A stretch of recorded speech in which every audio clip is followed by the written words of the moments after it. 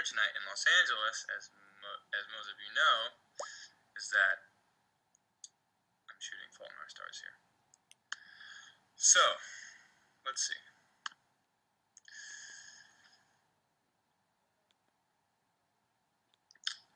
Alright, I'm Twilighter. Asked me, what was the hardest scene to shoot in Carrie? I don't know if it was the hardest, but it was definitely the worst to shoot was the blood drop. They literally just dropped blood on our heads for like 2 weeks. We just showed up.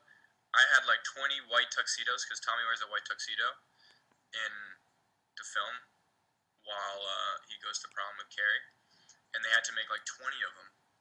And then I kept getting dressed, get in the white tuxedo, get all hair and makeup done, get ready to go, and then stand in a place next to Chloe Moretz, and they would dump a big bucket of blood on our head.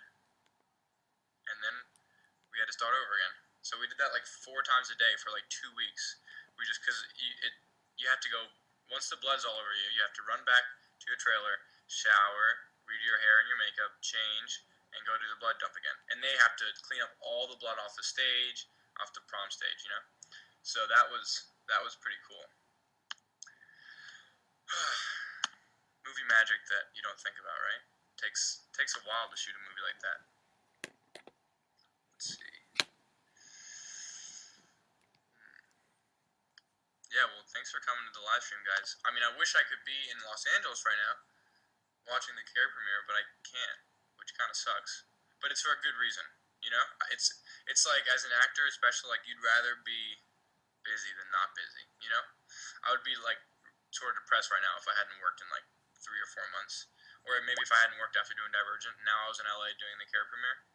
That'd be fun, but, like, at the same time, I feel really great now that, like, I got to do Divergent, and then Fault in Our Stars, and now Carrie's coming out right when I get back home. It's kind of perfect. I'm actually going to go see Carrie in theaters on October 18th when I get home with, like, all my friends and my family and stuff. I'm going to wear a hood so that no one recognizes me. I mean, not that anyone would recognize me. I'm not, like, famous or anything, but, like, maybe just after seeing the movie, some people might see me and be like, wait, is that right? Wait, what? You know what I mean? So, I have to wear a hood. Okay.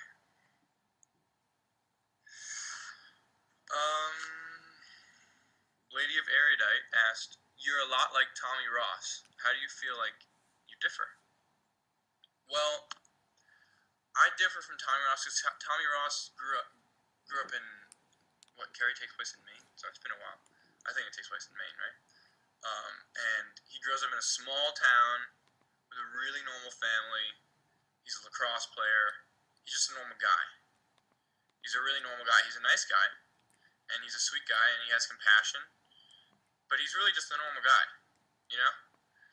And I consider myself a normal guy too, but at the same time, I'm 19 years old, and I'm off in Pittsburgh living by myself making movies and stuff, so that sort of differs. Tommy Ross wasn't doing that, you know? And also, Tommy Ross didn't live in New York City growing up. I lived in New York City growing up, so that also shaped who I was.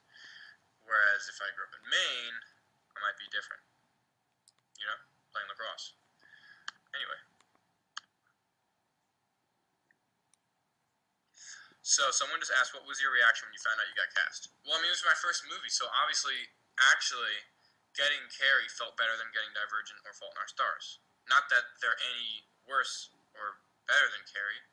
I mean, Fault in Our Stars is a pretty damn good book. However, Carrie was my first movie, and I was literally in high school while I got it. I was in my senior year of high school. I had just done a play, and 2 weeks after I finished the play, I got cast in Carrie after doing like 7 auditions because they just didn't think I would be. Maybe they didn't trust me with a big role like that because I'd never been in a movie before. You know, they were worried about if I wouldn't pull through, I guess.